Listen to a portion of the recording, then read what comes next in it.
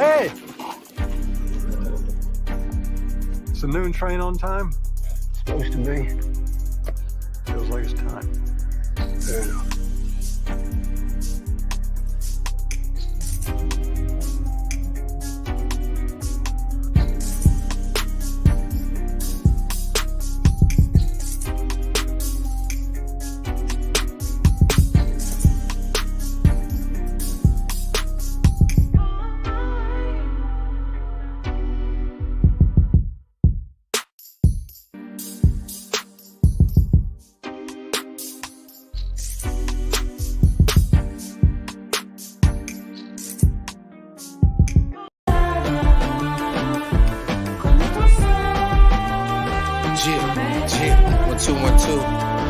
One, two, yo.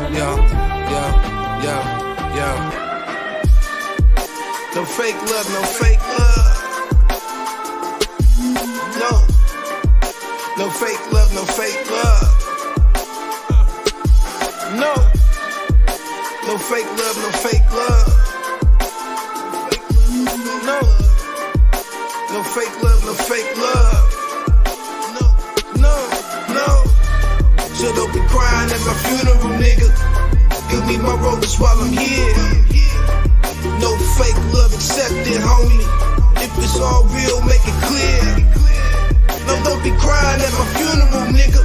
After hating on me all year. No fake love accepted, brody. No, not over here. No fake love, no fake love. No fake real, recognize real. So many fakes and phonies amongst family members, lovers, and homies. They be right by your side for the ride when you're up. Soon as you slip, you end up lonely. Can't tell your friends from your enemies. So many frenemies with two-faced tendencies. Wanna see you doing good, but never better than them. They melt on you when you get more cheddar than them. No fake love, no fake love. So don't be crying at my funeral, nigga. Give me my roses while I'm here. No fake love accepted, homie. If it's all real, make it clear. No, don't be crying at my funeral, nigga. After hating on me all year. No fake love accepted, brody. No, not over here. No fake love, no fake love. No fake love. Smile in my face and kick it with my ops. Cause deep in your heart you wanna see me in the box. And you know it's real niggas that'll rock off top. That bulletproof love don't stop. I represent the cream of the crop. They watch and they jock. Still don't wanna give me my props. So they scheme and they plot on my downfall. And even through all that, I still stand tall. No fake love. So don't be crying at my funeral, nigga. Give me my roses while I'm here. No fake love accepted, homie. If it's all real, make it clear. No, don't be crying at my funeral, nigga. After hating on me all year. No fake love accepted, brody. No, not over here. No fake love, no fake love. No fake love, no fake love. God. Told you I got him. Man, it's love, it's all love. Yeah. You got that fun? It's love. Appreciate you. BBN Jack Frost. What's up, party people? How's everybody doing? I'm hoping everybody's having a beautiful day. Hey, look, check this out. So we in court today. So much happened. First thing I want to say is it was definitely a roller coaster. I think that this is just my opinion.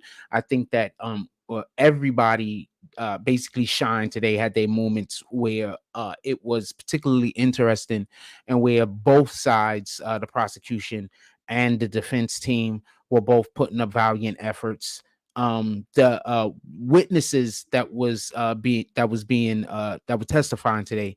One was Mike B, that was an individual that was in the studio when all of this happened. The other one was, I couldn't catch her first name, but I know she went by Yaya, I believe she said, and her last name was Concepcion. So she also testified. That was a young lady that was there that night with Mike B, and they were making some music. She was that was her first time there. They weren't making the music at this time. They were, I guess, she was showing them what like her music. She was playing her music for them, or whatever the case is. I guess they were trying to find her sound or something. This was their introduction. It's the first time they met. Also, I believe one other person also.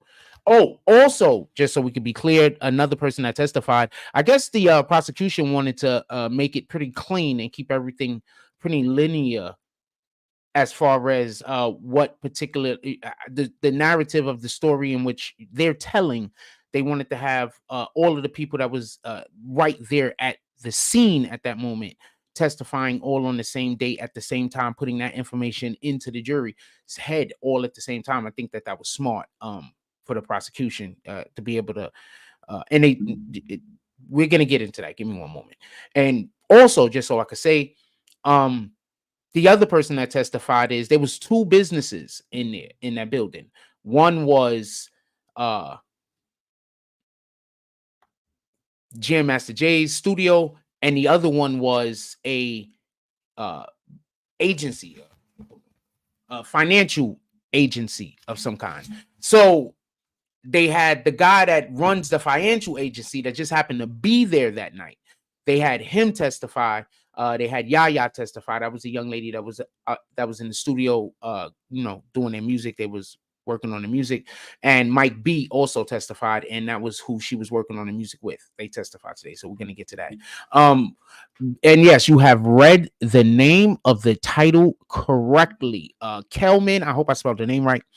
I hope I got her name right. She absolutely surprised me and pulled a very, very I don't know if it just fell into her lap. But something happened late in the day, and we're gonna get to that. And this is an older lady. She's been obviously attorney for probably like 100 years, and she was she was asking the questions, and it's gonna be a little bit of ebb and flow when I explain to you exactly what she was doing today, because she's everywhere all the time.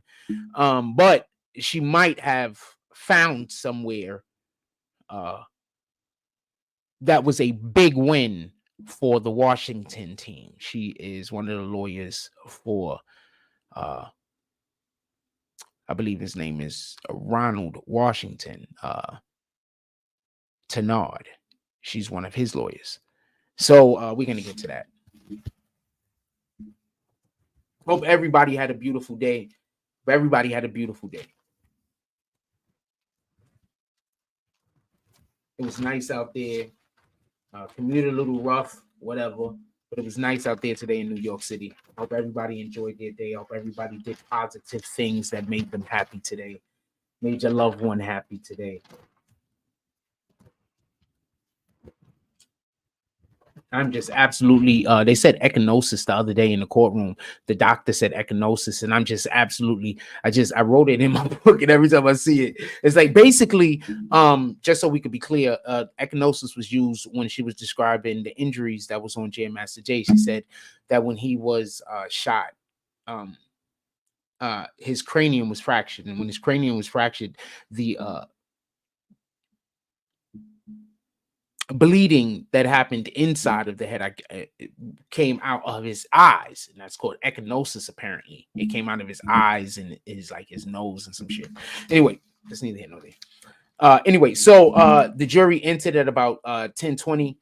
I think they had some. No, the jury entered at about 10:20. McConnell, he actually has been spearheading everything. So Stephen Wofford was the first person that testified today. Stephen Wofford, that was Jay's cousin, just so we could be clear. Yeah, I should have led with that, right? His cousin testified today. So hold on, let me just tell you how dude came in the courtroom. First of all, dude had a Sherlin on. It's like down here, fam. Dude came in with the Sherlin like this, right? I'm dead ass. Dude came in there with the Sherlin, like walking. Yo, so hold on. So he came in. That's 1. 2. Dude sound like Barry White, fam. Yo, the dude's voice. Yo, this is real shit. Like, I'm telling you what happened. The dude's voice. The fact that he hasn't contacted some agency that deals with voice actors so he could go get his millions is because he doesn't have the right friends. That's all I can tell you. This guy's voice was outstanding. Okay, so let me just tell you what happened when he got off the stand. So he gets off the stand and he's leaving. One of the bailiffs had to tell him about it. This is real talk. This happened. Anyway, so Jerry's cousin, Stephen Wofford, he takes a stand.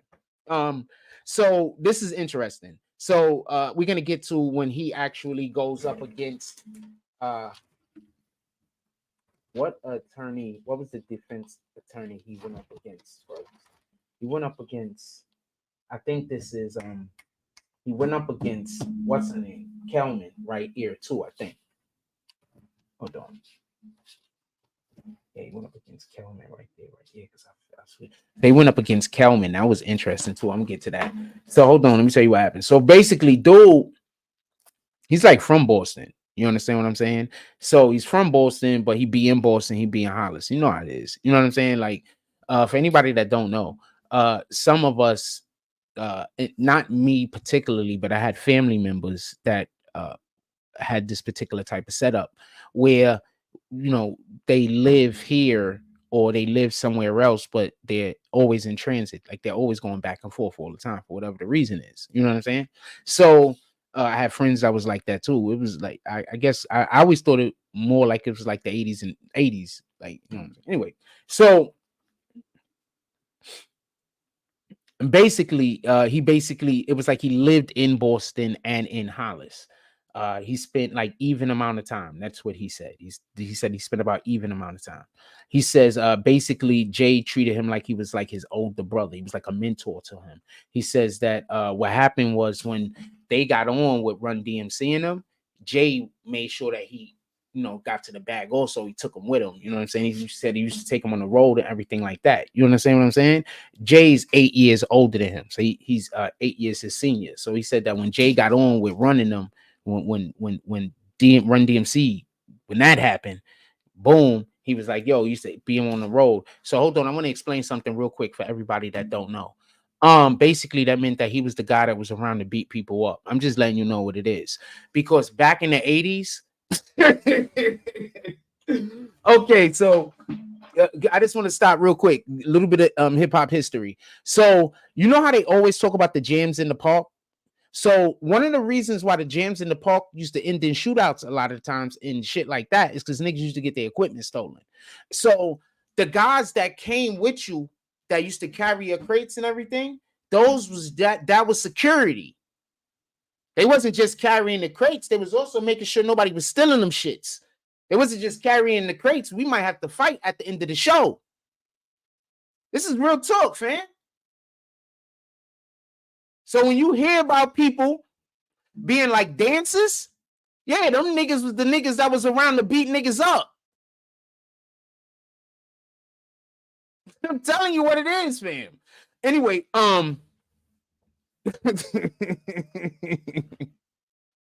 it was different back in the day, fam. Go look at the dances they used to do back in the day. They used to be mad aggressive. Them niggas, I'm telling you what it is, fam. Anyway, so that's basically what he was. He was like the roadie guy, basically he was a roadie. I think he actually said roadie too, but I think I wrote it first, so that's why it's in quotations. Anyway, so he said he was basically like a roadie. He would stay at Jay's house whenever he was in New York City. He would stay at Jay's house. Basically, what they was trying to establish here is how often would he know the comings and goings of that particular house. There's a reason for this that they're going to establish, but they want to establish that this is a very close family member, and basically it's like he lived in that house also. That's what they're trying to establish. This is the prosecution right here, you know what I'm saying, bringing this particular witness because they want to use some testimony that they want this witness to say. But before they can just say, okay, this and this and that, they need to establish certain parameters, not just for the jury to be able to understand what's being said, but by law, because you can't just say certain things. You can't just get on the stand and say, well, I was there. You have to explain to the court why this information is information that you have. And then after you explain that to the court, if the judge deems this to be something that could be believed, if the judge deems, okay, this person has information pertaining to this particular thing, then now you becoming expert on certain matters. And when you speak on it, there's certain, you can speak on it without having to worry about the defense winning an objection every 5 minutes because the damn person on the bench, the damn person testifying is saying some stuff they just don't want. So they just objecting. But once you solidify that this particular individual is an expert, or they have implicit knowledge of something, that allows for the judge to say, no, we're going to hear them out. We have reason to believe they know what they're talking about. In any regard, goes on to say, JMJ Records, then he starts talking about how long he's been around. He basically said that he's been around since they started. He's been around since Jam Master Jay Records started in the 80s. So since then, he's literally been working with or for Jam Master Jay, however you want to put it. He says he shows they showed him an exhibit, exhibit 522. That's a picture of Jay. They collaborated with 50 Cent to make Jam Master Jay's documentary. For everybody that don't know, there's a Jam Master Jay documentary out there. So I spoke with somebody that was actually one of the people that made the documentary, and we exchanged information, and they actually agreed to come on the platform, and I'm going to be able to interview them in the next couple of days. I need to just, line that up. So there's a Jam Master Jay documentary out there, and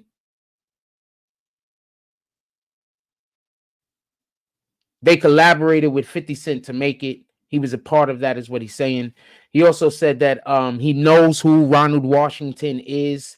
He says that they call him Tenard. For everybody that don't know, the two people that's on trial right now, one of them is Ronald Washington, Tenard, and the other one is his name is Carl Jordan Jr.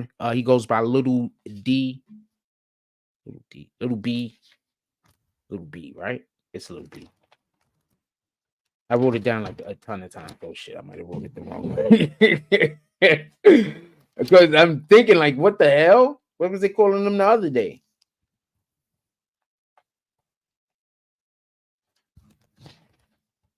It's wild because, like, you sitting in the courtroom and they're going over whatever they're going over.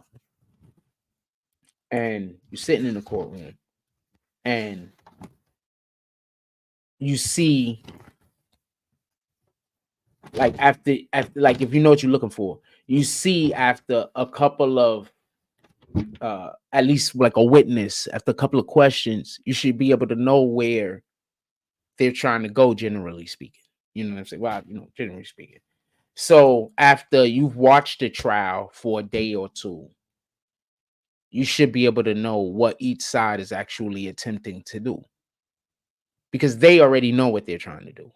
You know what I'm saying? These guys, they know what they were trying to do because they've already been introducing the evidence and striking down evidence and everything else. So they already know what they're trying to do. They already had all the pretrial hearings. They've been fighting for months and years. They already know. We the ones that don't know. That's why the other day I was so surprised when they basically were introducing evidence that they already had struck down.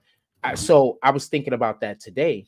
And what I'm thinking might have happened is one side just didn't tell the other. One hand is because remember, it's two different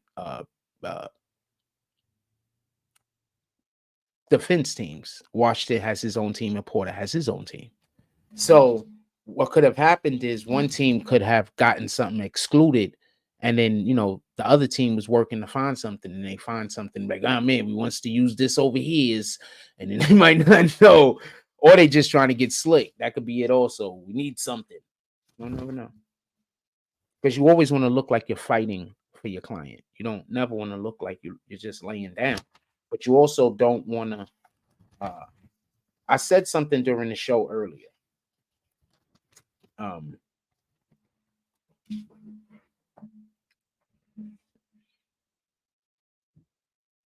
So I said something during the show earlier. First thing I want to do is I want to apologize to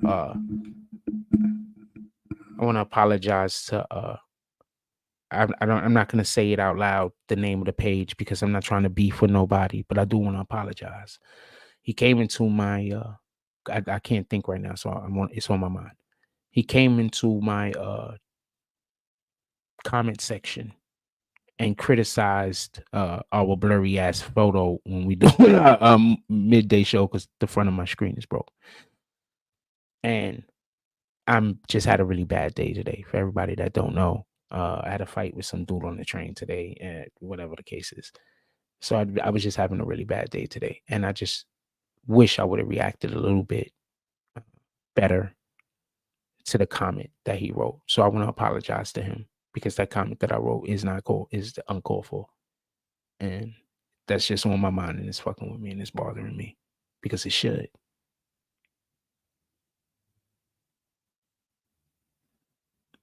So I apologize to you and your whole family. Let's get the show back.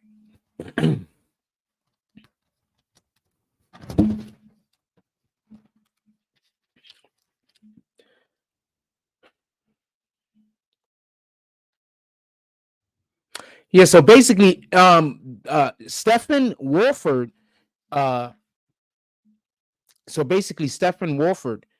had did a documentary. The other individual that was involved in the documentary, I actually spoke with him today. He came up to me.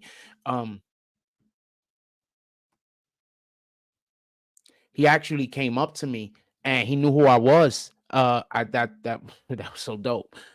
So he knew who I was. So basically, he works for MTV, or used to work for MTV or some shit.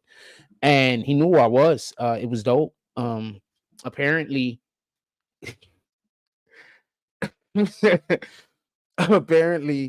I'm talking to him, and I was like, yeah, I do content on YouTube. I said, I would love to have you on my show. He's like, oh, word? He was like, yeah. And he already agreed. Already. He gave me his number. We exchanged information. And then he said, he heard the platform. I'm saying BBN Network. I had told him that, but then he asked me what my name was. And then I said, Jack Frost. He said, oh shit, I heard of you. He was like, oh shit. He was happy to see me too. It was dope. Let's get back to the show. It was dope. I keep trying to tell y'all. That shit was dope. He was happy to see me too. That shit was dope. He was like, yeah, I come on your show. It's dope. It's dope. Anyway, let's get to the show. So he said that he knows Washington He says that they call him Tenard. Then they showed Exhibit 541, and it was a photo of Washington from 2002. They asked him, did he know? Did he recognize him? He was like, yeah, I recognize that guy. He said, yeah, that's him right there on the monitor, right? This is they got a couple of wins today, the defense. Watch. So they say first met Washington. He said he first met Washington in the spring of 2002. Basically, he said that Washington had been sleeping on Jay's couch. He said, J Master J. He said that he was helping him out. Washington was like, you know, needed a little help, you need a little bit of assistance. We all been there. And he said that basically he was letting dudes stay on the couch in Hollis. That's not even Jay don't live there. That's his sister lives there, Benita. But he was letting him stay on her couch. So Washington would stay at Jay's childhood home. That's where his sister lived. And Jay would let him stay there, you know, so he could get back up on his feet. He was trying to help him. Then Little D, that's a Big D, was Jay's neighbor. Apparently, I think they said he lived like across the street from him. Big D is Little D's pops. I'm writing Big D. It could be B. I hope it's B. You know what? We got to figure out a different way to do this. That's why I was searching. I was like, hold on. What else did they call himself? I'm getting that right. This don't sound right. I think I did something wrong. That's what I was looking for. Tell you, I think I was looking this whole entire time. I was like, what in the hell? But every time I'm looking, I was writing his real name, Jordan. Like, sheesh. Man, this is bothering me for everybody that can't tell.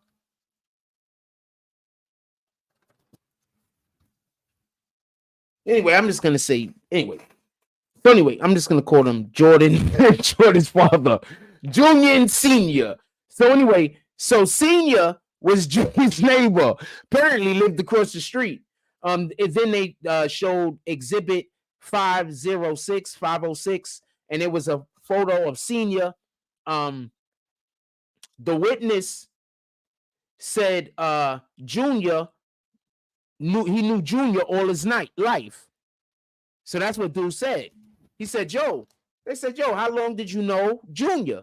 Stephen Warford said, I knew him my whole life. I mean, his whole life. He was already alive. So he knew him his whole life. Then they showed Exhibit 507. It was a side profile pic. They showed his regular photo, and then they also showed the side photo. The reason why they keep showing the side photo is, remember the Rakan guy says, remember, the Rakan guy said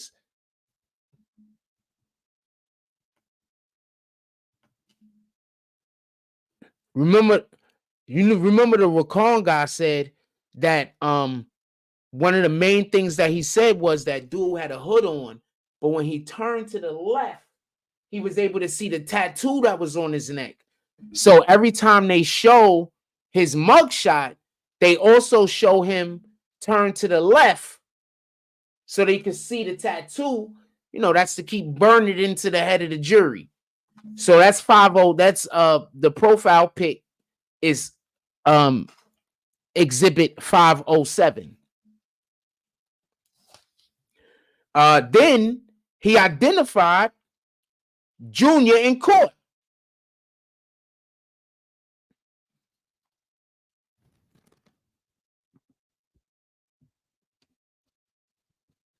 But let me tell you what happened.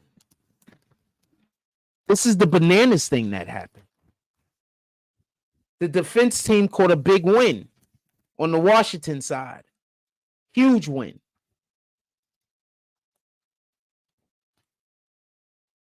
Just making sure it happened there. It might have happened later, but I'm going to tell you about it right now. So what had happened was, and I think it was right before he pointed out that guy. So what happened was they said, do you see Washington in the courtroom? He said, look, I need glasses. I really can't see barely anyone.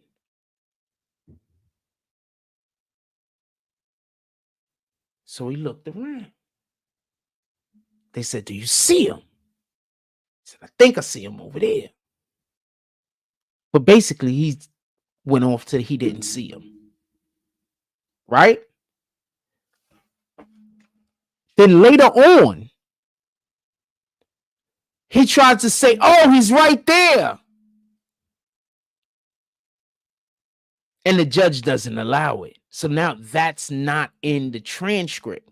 Whenever you go back and read the transcript, Washington was never identified in court by that witness. I know people don't think it's important, but it's important. That witness did not identify Washington in the courtroom in front of the jury on the transcript. That's a big win for Washington. I don't know how I don't know if you understand how they was gonna go at it in court.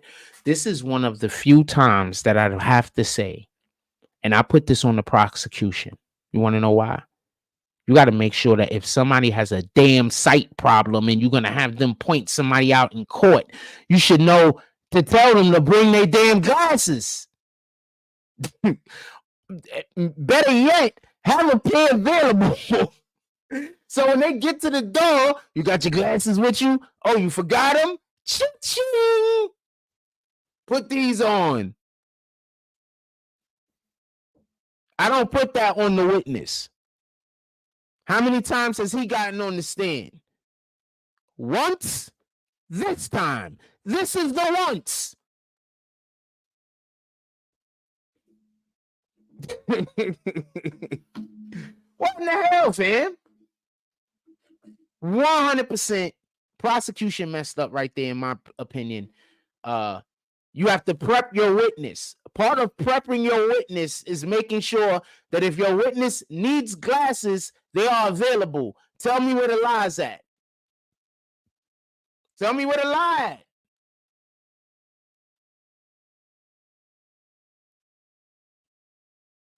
Tell me where the lie at.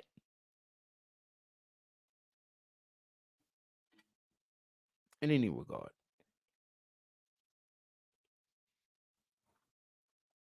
So that was a big win for the Washington team. Remember, there's two people on trial, Jordan Jr. and Ronald Washington. Carl Jordan Jr. and Ronald Washington. Those are the two men on trial. There's another guy that's going to be on trial. His name is Jay Bryant. He's not being tried here. They got him separated from these two guys. I don't know who that's a win for, but that's what happened. In any regard, shit, he would have probably been better off. Oh,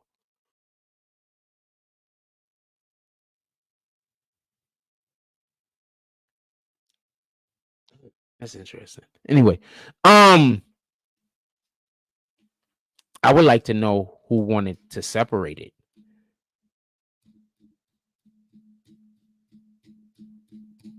Did the defense teams want them separated, or did the prosecution, because they usually want all of them together? Did they allow for that to happen? Is there a reason? Because I could think of a reason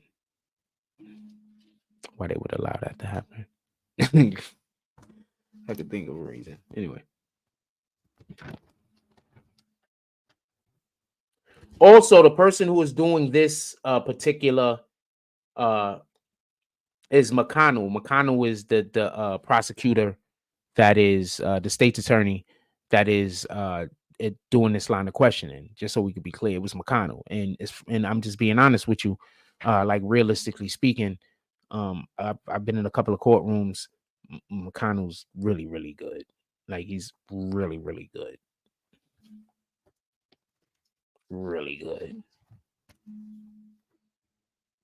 I've actually had a couple of conversations with him. I think the first time I met him was during the Treyway trial. I've had a couple of conversations with the guy. Smart.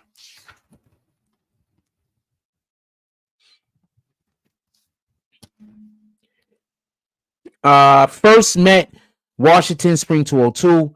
They're trying to nail down that he knows who Washington is and he's known him for some time. Trying to nail that down, basically. That he not just knows Washington, but he implicitly knows Washington and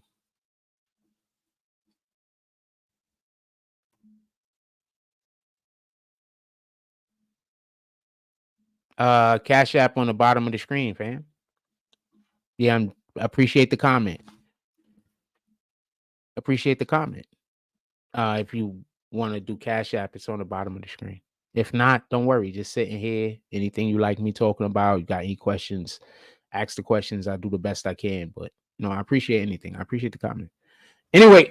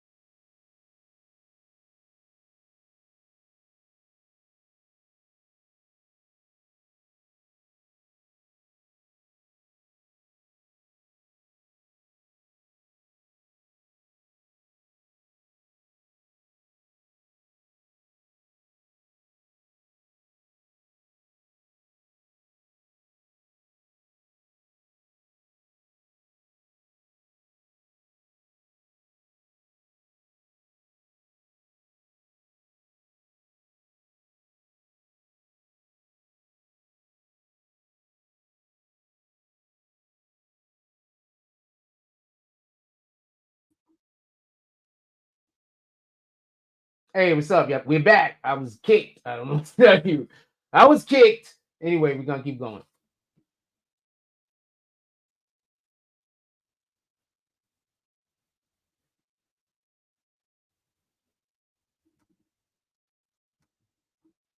All right, let's get back to what we're doing. Anyway, my fault. In any regard.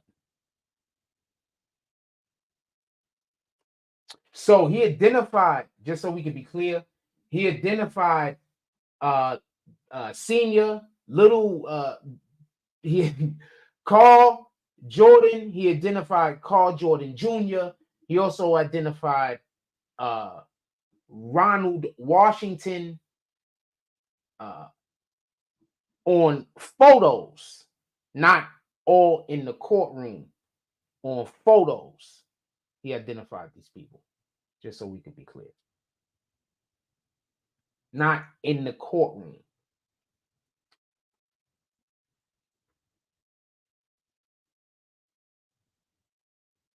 In the courtroom, he only identified because Carl Jordan wasn't in court. Carl Jordan Jr. is the individual that's on trial. He identified him. He didn't identify his father. His father isn't in court. And he couldn't identify Washington. That's how it's going to go down. Basically, he also said that Randy Allen was Jay's best friend and business partner. Randy Allen was Jay's best friend and business partner. Then they showed Exhibit 525. That was a photo of Lydia Hyde. Very pretty, by the way. That was a photo of Lydia Hyde. He identified her. He said that was Randy's sister, and she was in charge of the finances. Now, there's thing that's gonna come up later, because I want to say something. So I know it's only been 4 days. I know what these do. I know what they want to do. Okay, so one of the ways that you create doubt into the minds of the jury is showing them an alternative chain of events, which generally would mean someone else committing said crime other than your client, correct? So, and I figured this on day one.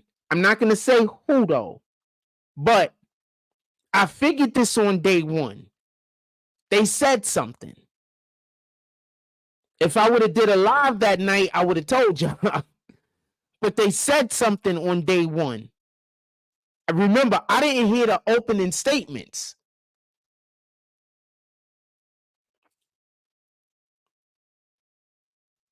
So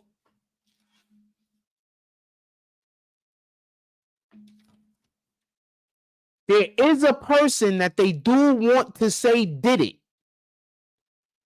But the judge is not going to allow for them to say that. They have to build the foundation. You get it? So the judge isn't just going to allow for them to say that person's name and they do the thing. You got to build the foundation.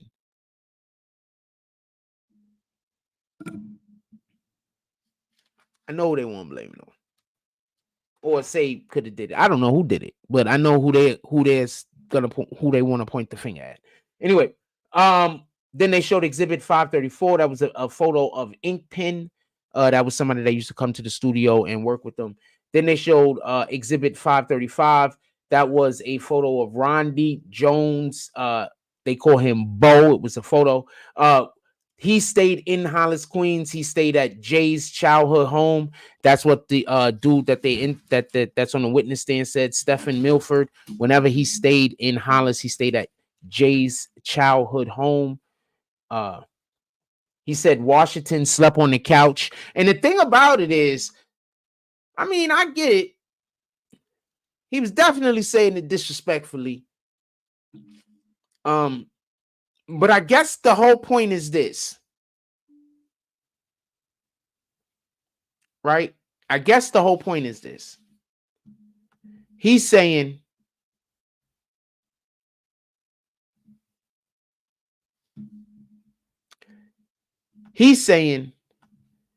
so Jay allowed you to sleep on his couch when you had nowhere to go.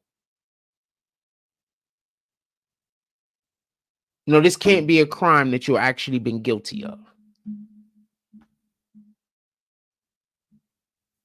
And that's how I felt he was trying to convey, you know, just outwardly, not even to the jury. You know, I didn't take at no point that he was talking to the jury. You know, he was talking directly to the person that was questioning him. At no time did I see him. He might have, I don't know. I might need glasses also. Who knows? But at no time did I see him, while talking, direct this conversation towards the jury. He was talking to the individual he was talking to. So when he was saying, like, about the couch thing, he's talking to him like he was just sleep on Jay's couch. Like that.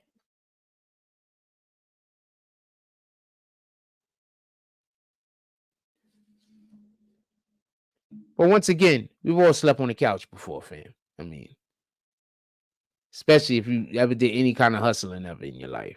So we're not going to play with it. We're not going to really look down on the guy like sleeping on the couch was the bad thing. We're going to say this is not a crime that you could be accused of if a nigga let you sleep on their couch.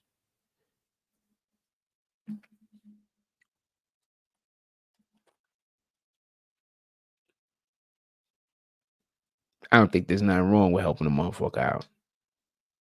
I've let people sleep on my couch before, you know. And the dope thing about it is, I gave the person a grace period. There was no rush or anything. They just, was already on their grind.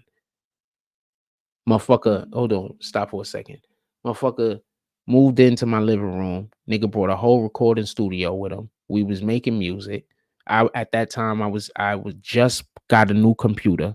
This was like 05 maybe, 04, something like that. I had just bought a new computer. Probably could have been like 06. I had just bought a new computer and I started doing his artwork for his rap.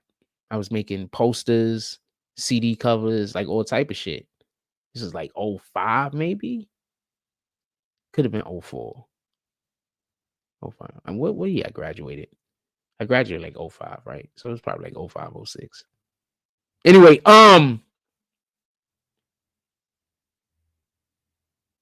so yeah, I don't see nothing wrong with it. I let people sleep on my couch. I've slept on the motherfucking couch.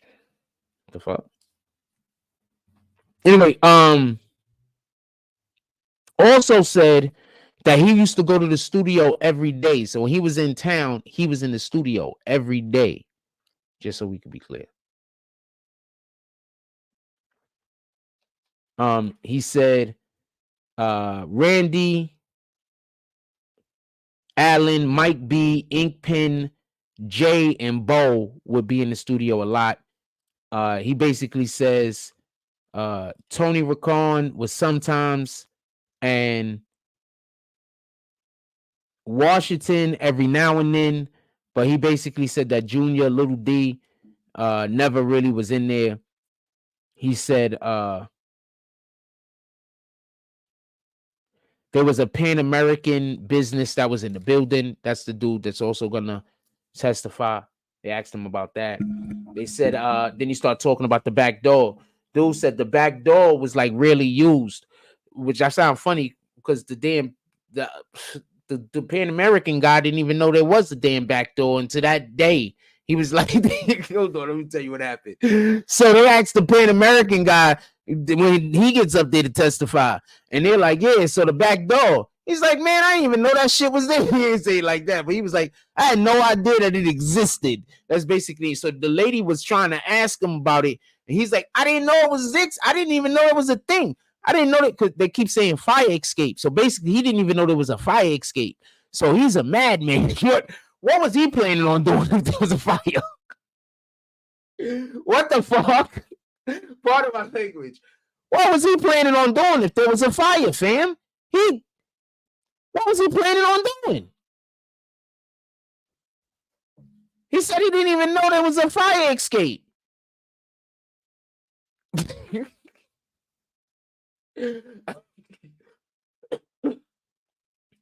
When he said that, I'm just being honest with you.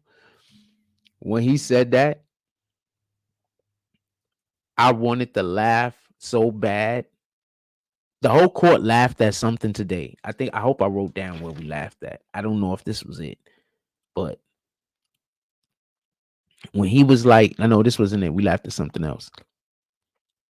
When he was like,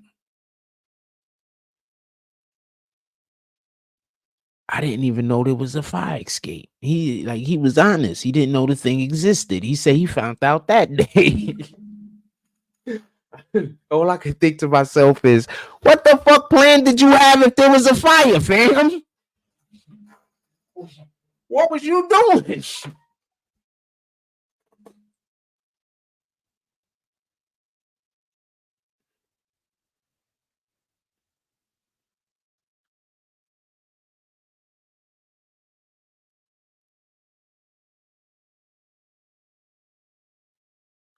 Like, what in the hell? What was you doing? Anyway, so he said that the back door was like never in use. But what he did say is, I forgot it was him or the other dude. I think it was him. He said what he would do sometimes, though, is he didn't have a key. The only people that had a key to the building to get in the building was Randy Allen and Jam Master Jay. Those are the only two people that had a key. Nobody else had a key. So he said that whenever he was in the studio by himself and he needed to run to the store, he would use the back door. He'd prop the back door open a crack, so it don't lock behind him. And then he'd run to the store and run back. So he knew there was a back door. What in the hell was going on with the other guy? Oh, man. Anyway, they said Jay got a gun. That's another thing he pointed out. So remember, this is an individual that he's been with Jay this whole journey. Right. So he was with Jay, and he did make note to say this before Run DMC even became a thing. So he was basically saying he was there, at the creation of Run DMC, like before Run DMC even was a thing. Like it wasn't a thing. He was with Jay then. That's his cousin. He's always been with him. I think that was important. A couple of different reasons. But what they're trying to establish, the prosecution, obviously, what they're trying to establish is that this guy has implicit information and he's very close to Jay. So if Jay does something out of the ordinary,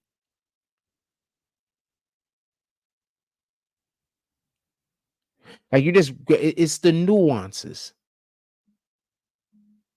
It's the nuances. Both the prosecution and the defense team are trying to paint pictures. Sometimes it's a huge brushstroke, sometimes it's not.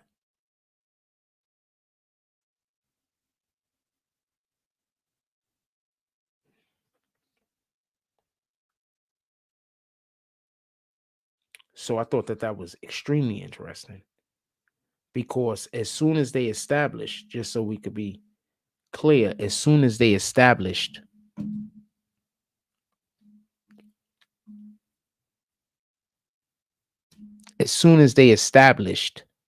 that he had intimate information about Jay, now when you ask him certain questions about, how do you know Washington? Did he stay at the home? It's like, yeah, he stayed at the home. That nigga slept on the couch. You can't object and say, how would you know that? He would know that.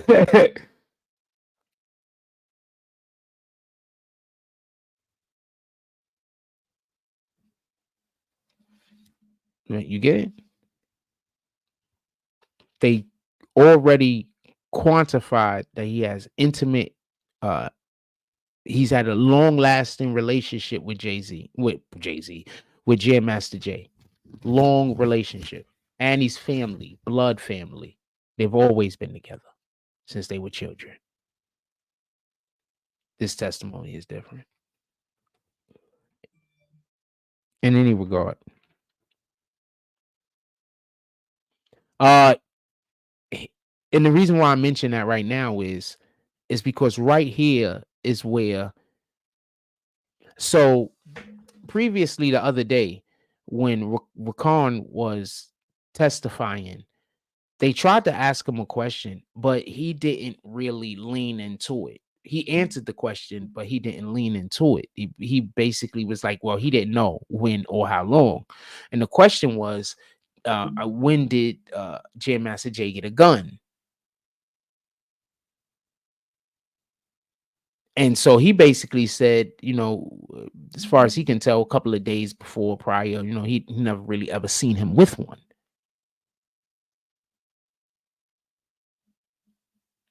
So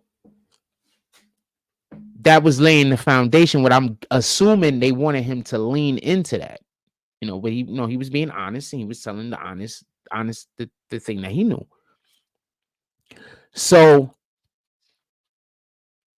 when that question, or when that line of questions, Jay and the gun was had with someone who's been with Jay before Jay was Jam Master Jay, of Run DMC fame. And they say, I didn't know him to ever have a gun. It hits different than somebody that knew you for 4 or 5 years.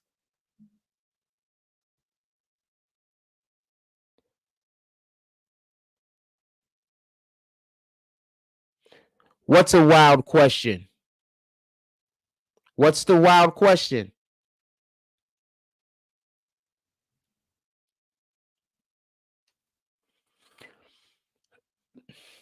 So, generally speaking, the defendants, while we always assume innocence, don't get this confused, because of evidence, is usually fighting an uphill battle. It's very rare that somebody gets indicted and it's not an uphill battle. That's rare. I don't care how innocent you are. It's usually an uphill battle. And I'm speaking even if you're innocent.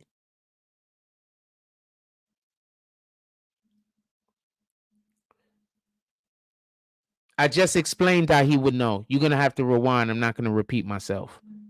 Don't worry. Just you can rewind a minute and a half, 2 minutes. I just literally explained how he would know. Just so we could be clear. Just rewind the video a little. You can catch up. Anyway, so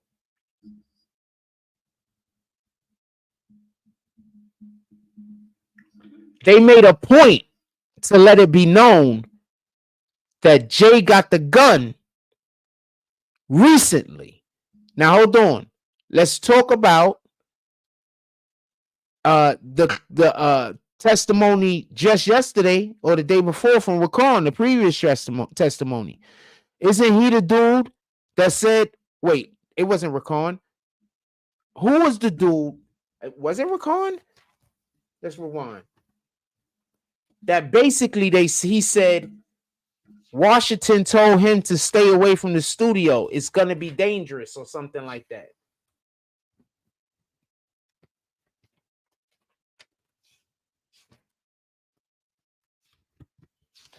So if you add that testimony to the testimony of somebody that knows Jay since they were both children, basically, Jay's not known to have a gun. Everybody loved Jay. Then all of a sudden, a couple of days before he passed, he went and acquired a firearm. That's the narrative that the prosecution is trying to get over.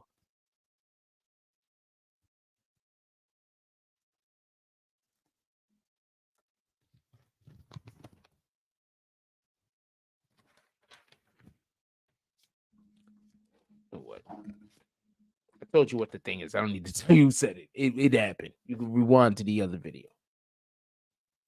I didn't think that was going to be a point of I was going to delve into any. So I didn't prepare for it. I apologize about that.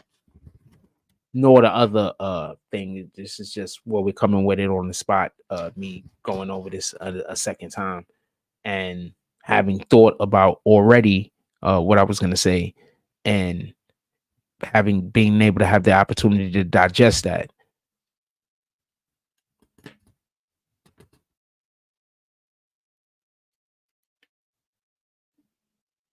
Okay.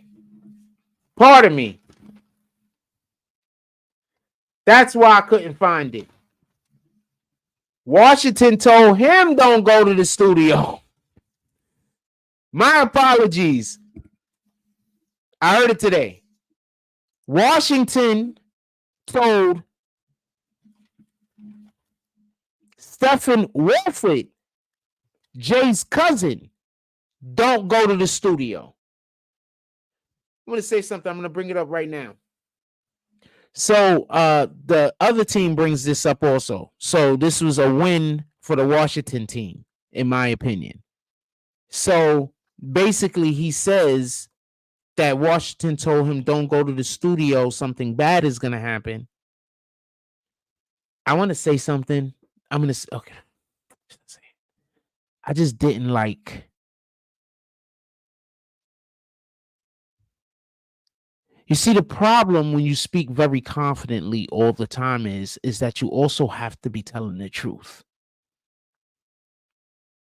Because when you're speaking confidently all the time and you're not telling the truth, it's easier to tell that a person isn't telling the truth.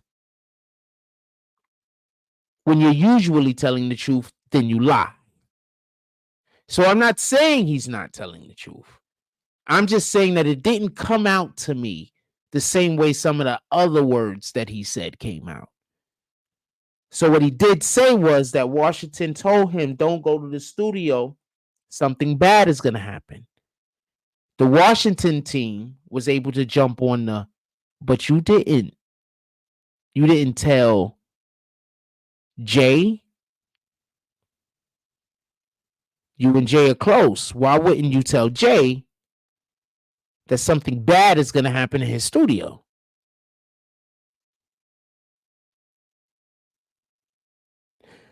Now I'm going to stop talking because I just thought of such a great argument that they did not use.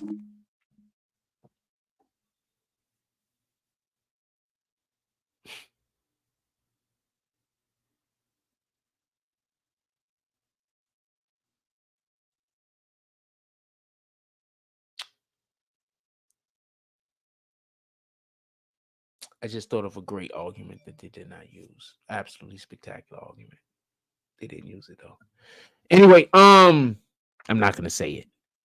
They can't even add it now. They might be able to add it now. I'm not getting involved. This isn't my case. In any regard.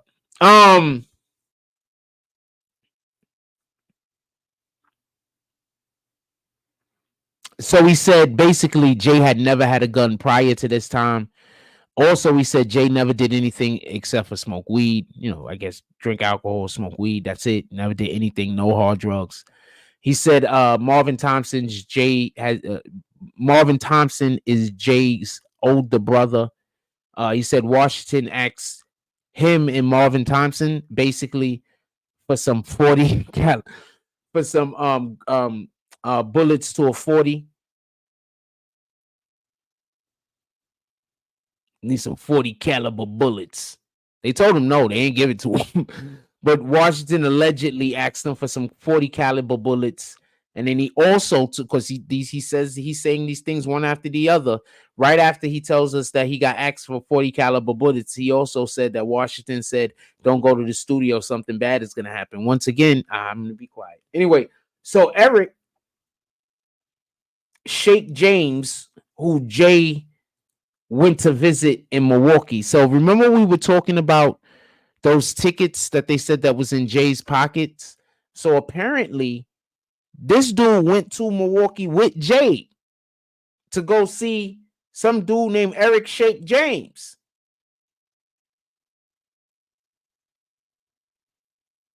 So the day before Jam Master Jay was deleted, they were celebrating because 50 had just got signed. So they were celebrating literally the day before this happened because 50 had just got signed.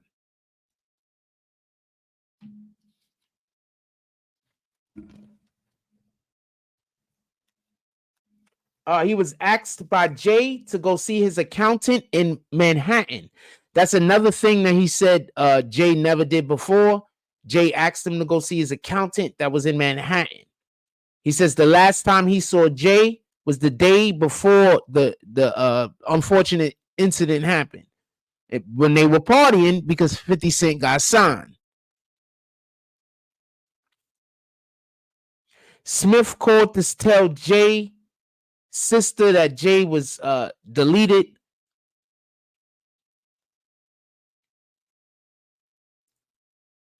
So some dude called Jay. Okay, so he's at Jay's sister's crib playing cards, right? Bonita, right? So They get a phone call by somebody named Smith. That person is saying something to Jay's sister. She just collapses.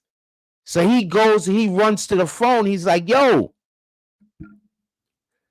So the Smith dude tells him the same thing that he just told the sister. That Jam Master Jay ain't here no more. He runs out the house to go to the studio. He looks across the street. He see Big D. Yeah, I just hate to say that name. Shout out to the homie though. He sees him. He ran outside and he asked him to drive him. So the dude that's on trial right now, Carl Jordan Jr., lived across the street from the childhood home of Jam Master Jay. They were very long friends.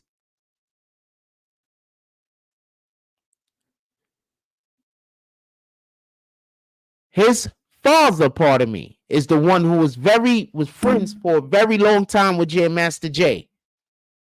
He was outside his home when Stefan runs outside. He asks him to give him a lift to the spot. So dude that's on trial, father, gave homeboy on the stand a lift to the scene of the crime.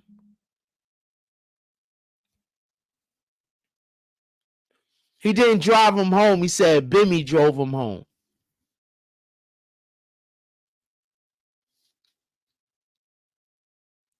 He said he called Jay's moms to break the news to her. He said he got back to the house.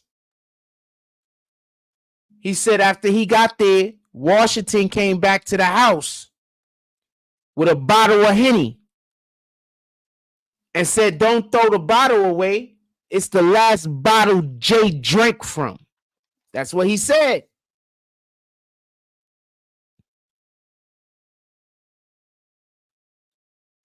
He said Washington just didn't care. It was like just another Wednesday. He ain't say that. I'm saying the just another Wednesday line, but basically he was basically saying that he didn't care. He said that Washington had gave an interview at some point. And during the interview, he said that this isn't a big deal. It happens every day in the hood. That's bananas. I don't care how everyday killings happen. When that shit is close, that don't happen every day, fam. Not the close ones. That was wild. That was a wild comment. I'm just gonna tell you, it's documented. He said it. That's not an argument. Anyway, so the defense stands up, right? I'm 100% not sure. I think this is. I'm not sure if this is homeboy or homegirl, but I know dude I never got dude's name, but this might be Kelman also. So the defense gets up there. The defense for Washington, mind you, was interviewed by, basically the guy says he was interviewed by Detective Santangelo and Detective Porter in 2002. Said he never met Washington before 2002 spring. So basically, the dude that's being interviewed like before said he never met Washington before 2002. That's when he met him in the spring of 2002. He said Lydia Hyde was responsible for the checks that were written to him that had bounced. So basically, he had been getting checks. So he works for Jay. He gets a check. His checks that he was supposed to get were bouncing. So he used to have to wait for Jay to come back off tour, and then Jay will pay him out of his pocket. Now, this is where everybody laughed. You know that she had the nerve to say, "Did you tell the IRS?" Everybody laughed. The whole courtroom. But nigga, it wasn't falling over chuckling, but it was like, you believe this bitch? She asked him if he told the IRS about the money that Jay gave him from his pockets to pay for the bounce checks. The courtroom laughed. I don't know what's going on. Yeah, she did that. That was definitely homegirl. That old lady don't care about nothing. Oh, man. What up, Chase? What up, you? Said that she asked him about when did he see Tenard, and then he just took another shot at him, and he said the first time that he saw Tenard, he was sleeping on the couch. So apparently he just walked in the house at some point, and Tenard was just sleeping on the couch, just making this guy. Oh man, I mean, I don't know what the guy was doing or not doing. Anyway, so they went to a break at that point for a reason. Then we came back from the break. They had to do some talking about a thing. He says on the day that Jay was deleted, that he wasn't in the studio that day. It says days before the situation happened, he had been told don't go to the studio, and asked him if he had 40 caliber bullets. He said that again. She's asking him. She says that she only saw him carry a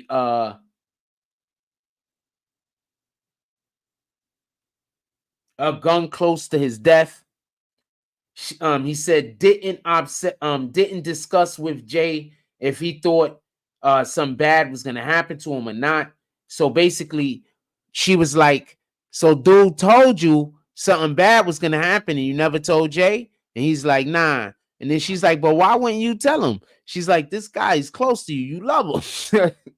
Why wouldn't you tell him that somebody said something bad was gonna happen in his establishment?" And then he was just he just didn't tell him, right? So she said he also said that Washington was not at Jay's funeral. And then they was like, how could you tell whether he was there or not?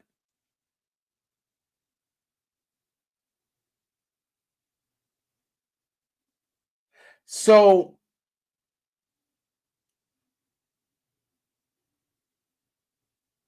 I think they switched when they came back. When they came back from the break, this is not homegirl. This is the other dude with the gray hair. I don't got his name. Don't ask me how I know. I didn't write the note there, but I just know. I remember the conversation.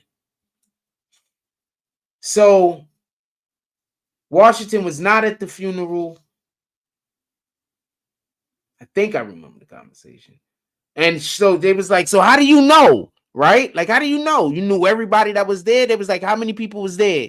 Was 10 people there? More. 20 people there? More. 50 people there? More. 100 people there? More. 200 people there? More. So how did you know all of the people that was there?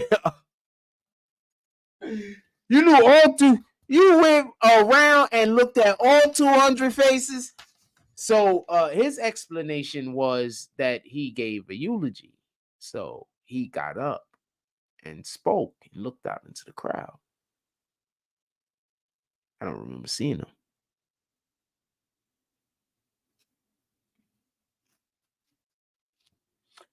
Then there was something about the movie, and they was trying to say,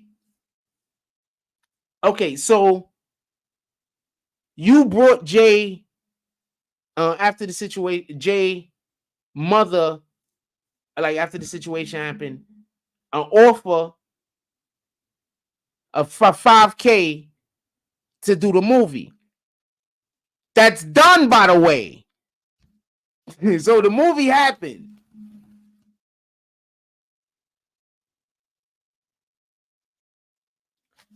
So they're trying to make it sound like he's trying to make a buck off of the death of Jam Master Jay by alluding to they was trying to buy the rights to make a movie from his mother for $5K.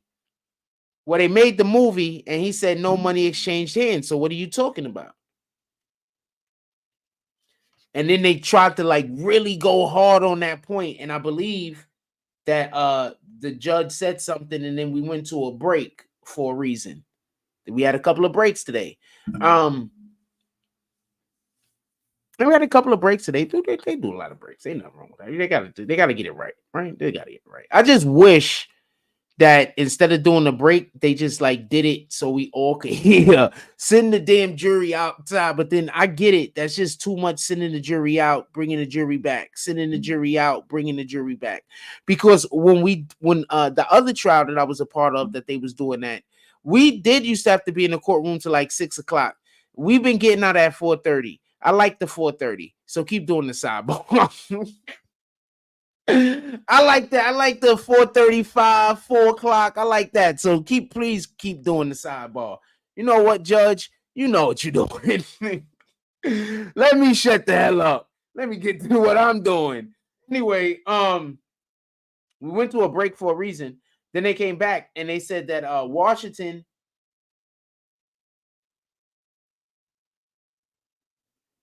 oh no, they went to a break because Washington's team needed to find some paperwork for an argument that they have.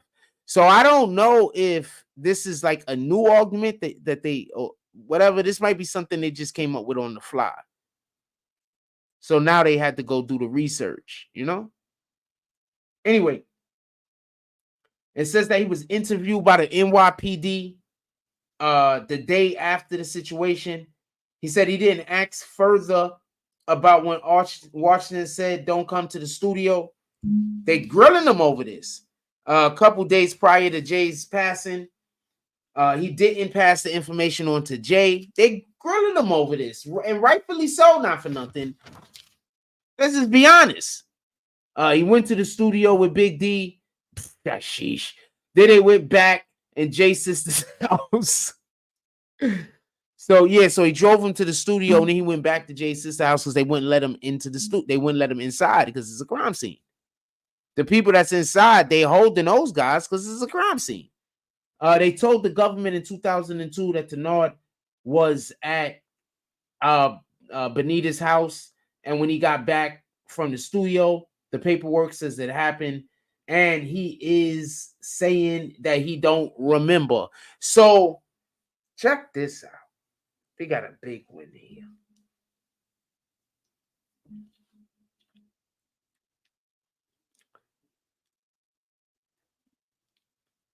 So one of two things happened. Either their witnesses just flat out lying and didn't remember that he told the truth at a different time, and then also signed his name to some paperwork. Or the prosecution created evidence pretending and forging his phone and forging his handwriting. Remember, there was a whole nother witness that claimed that something that they, that there was paperwork that alluded to them saying a certain thing, and they was like, no, I never said that. And they was like, I don't know where that came from. Moment, that happened already. So this was kind of a big win. If they could make that happen 2, 3, 4 more times, there's no telling what might happen in this trial.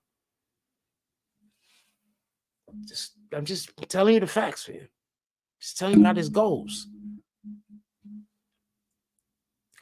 All right, Mark DeMarco Mark DeMarco is for, he's one of the attorneys for Porter. Jordan, why do I keep calling him Porter? One of the attorneys for Jordan says Smith called witnesses. Smith called, he witnessed that at the Benita's house. Then they drove to the studio.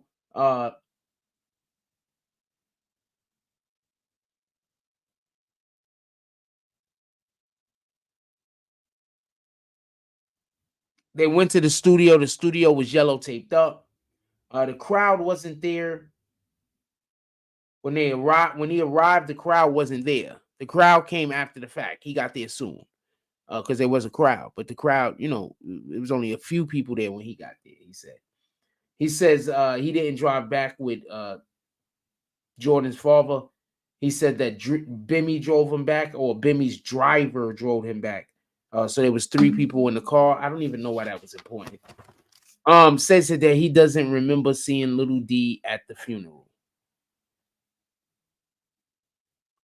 So he doesn't remember seeing Little D at the funeral. Somebody else remembers seeing Little D at the funeral, and they just also was able to get it. And was it this guy?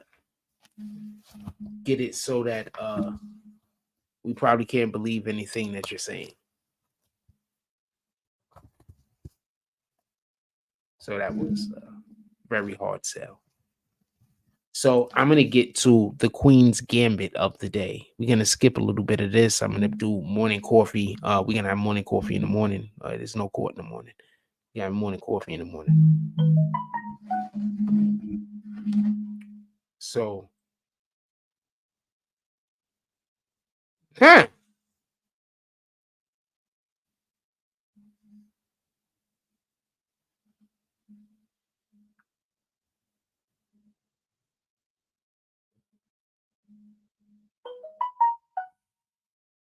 appreciate you.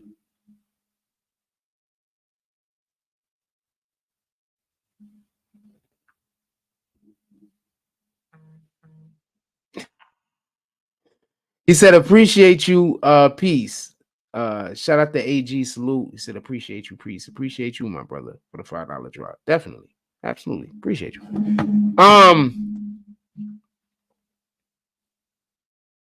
So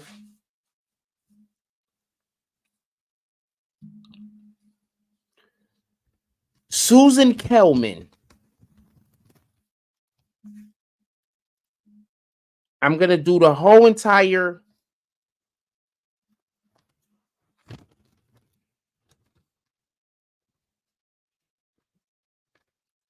questioning for this witness tomorrow during morning coffee.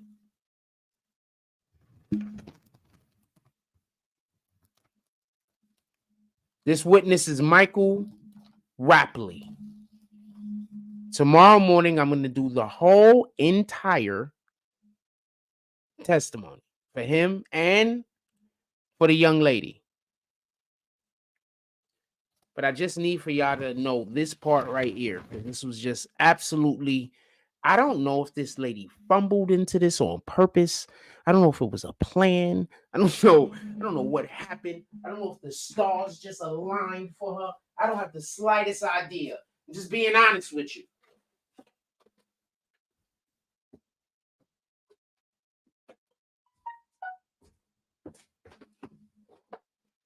Literally, don't. We got to go because I need to make dinner. I'm hungry.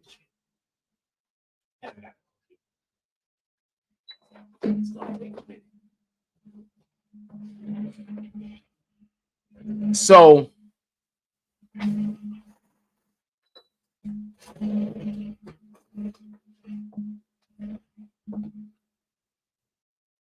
she shows him a paper that he supposedly wrote.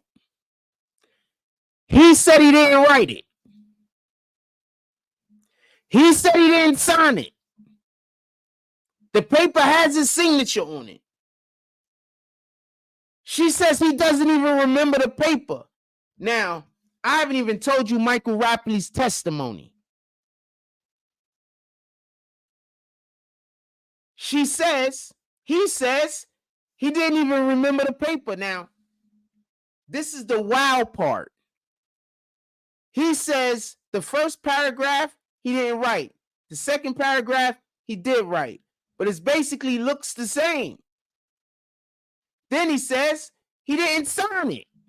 So what the hell? You wrote the second paragraph, but you didn't sign the paper? I don't know. I'm not going into it. I'm not. Anyway, didn't see.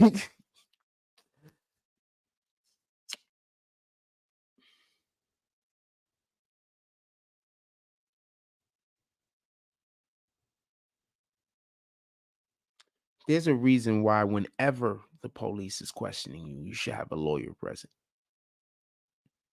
Whenever. Even if you're not a suspect, don't let them trick you. Okay? Even if you're not a suspect, like 100% not a suspect.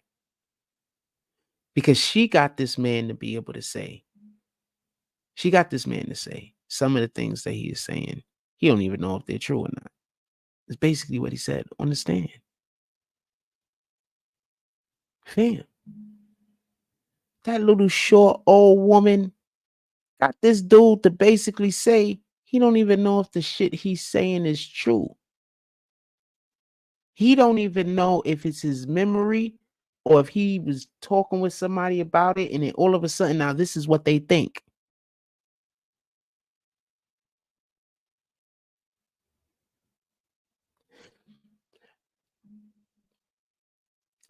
Okay, so I want to say something else about Susan Kelman. I've been, when I've been telling you that they've been fucking up, it's been her.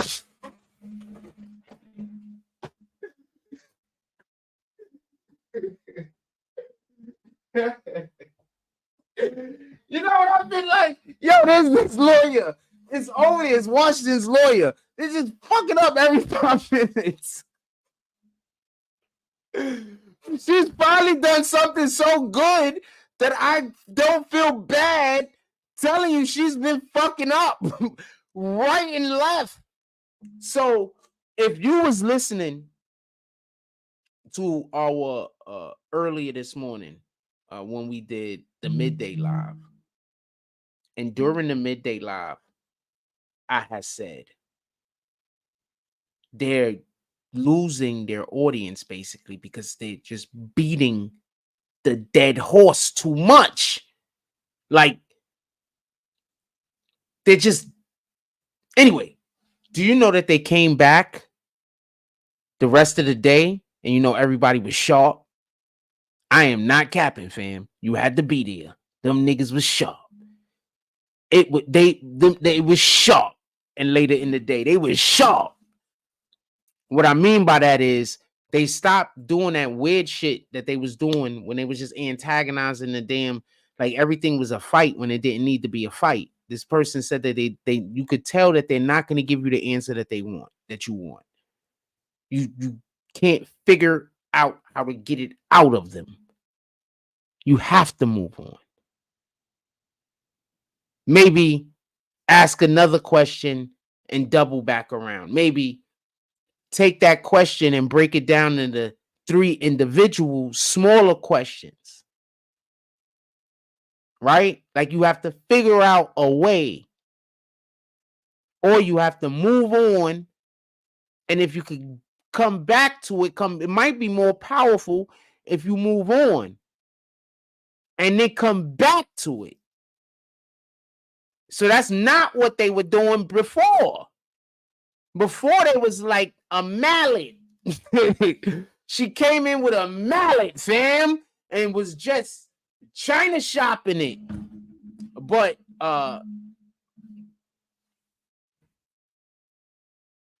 dude gave his whole entire testimony that was compelling. I'm going to tell you about it in the morning. It was pretty compelling. Whole entire testimony, pretty compelling. And then she got the guy to admit that most of the stuff that he don't know what he's saying is true or what he just made up because this happened in 2002. We don't remember none of this shit. I don't know what to tell you. That old lady just absolutely just won with that. And it looked like they was gonna, I ain't gonna lie to you, it looked like they was getting mollywopped for the most of the day. Like even when they were doing well, it was just not good enough, but it was better. You understand what I'm saying? And then that right there turned, in my opinion, maybe 2 or 3 losses that they had earlier in the day now being recontextualized. Might not necessarily have been, losses. Just saying. Anyway, he says that his memory isn't completely sure. He says something might be information he received and not things he remembered. Literally what he said, fam. I wrote it down as it came out his damn mouth. He literally said something might be information he received and not things that he remember. So people also are putting things into your head, huh?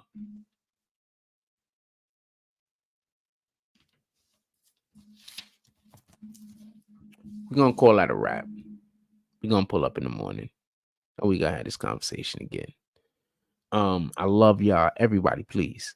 The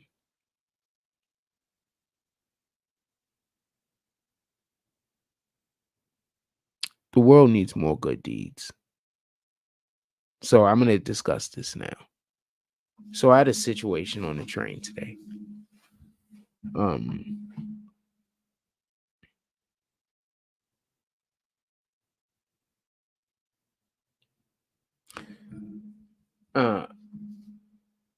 It was early in the morning, and one of two things could have happened. Me just being me, and I have stalkers. And one of the things that they do love to do is to send homeless people to come create a situation with me. That's one thing that could have happened. Now, if that's the thing that could have happened, I should have tried way harder to avoid the situation. Now, I didn't try to avoid the situation at all. So I should have tried at least a little. Because in that particular situation, the only person that was in any danger was me. So me avoiding conflict, means no conflict is going to happen. Now, I was talking to my homeboy, all right?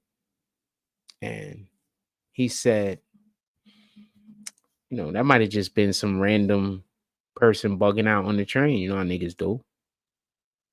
I'm like, yeah, that could have been that. I don't think that's what it is, but it could have been that. Now, if that's what it was, then I might have just did somebody a service. Because I didn't really hurt the guy. I don't know how badly he's hurt, to be honest with you. So I'll take that back. But I didn't do anything malicious to the guy. I wasn't trying to injure him. Now, with that being said, the way that dude was moving through that train car, it was just a matter of time. That dude had a cane and he had a knife. That nigga was dual wielding, fam.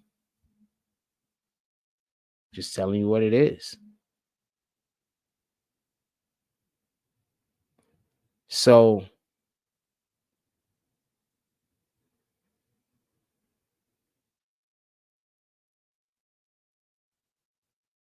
I probably should have ran.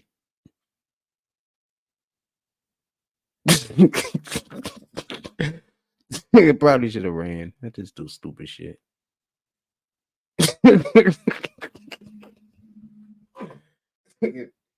Probably should have ran. Honestly. Just anyway. So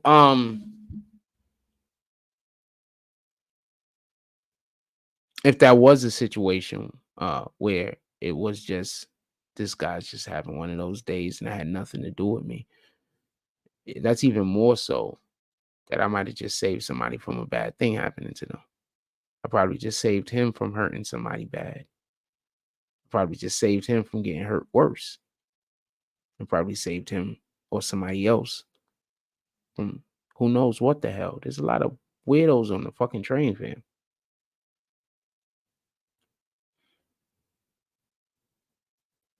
So I don't really know how to accept the situation, but I do know this. I do not enjoy hurting anyone, but I also don't want to be hurt myself.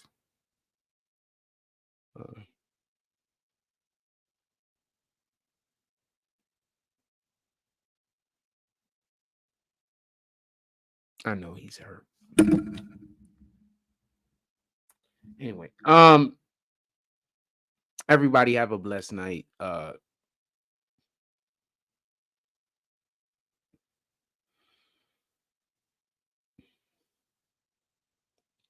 don't like getting in conflict.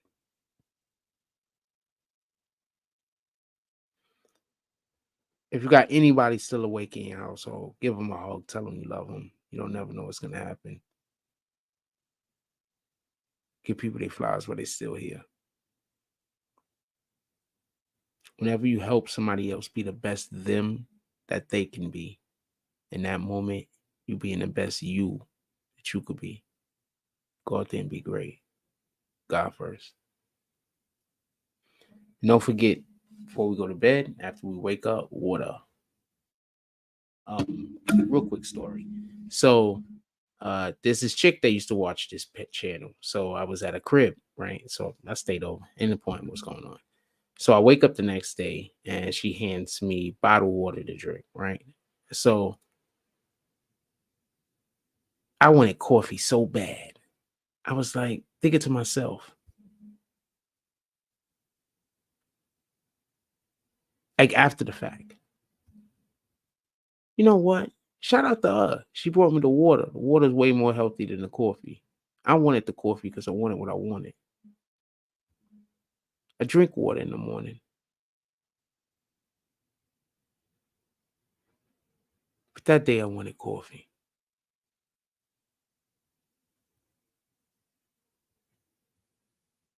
Maybe I should have took her a little bit more seriously. In any regard, like, comment, subscribe, join the notification gang. Hashtag Bronx Bowmans. Let's get it. Love y'all. Take care of each other. Hug the kids for me. I haven't forgotten about you. That's all I got on this one.